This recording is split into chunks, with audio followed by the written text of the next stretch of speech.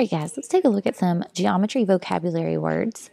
And these are words that you've learned previously in other grade levels, but we're just going to review them real quick so that you know them going forward in our unit.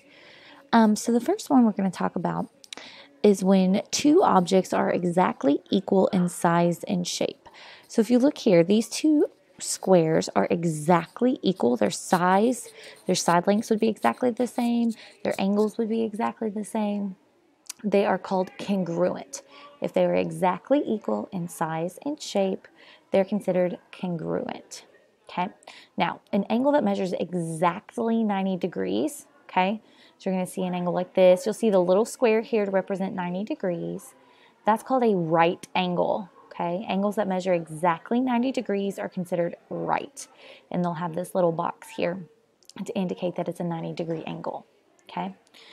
Lines that run forever in the same direction. They're never, ever going to intersect. Okay, so they run forever in the same direction. They're never going to cross. Those are called parallel. Parallel lines run in the same direction forever, and they're never going to intersect. Angles that measure less than 90 degrees. Okay, so we know that they're not 90. This would be 90. It's smaller. Those are called acute. Acute angles measure less than 90 degrees. Then we have lines that intersect at a 90-degree angle. Okay, so you're going to see a line like this.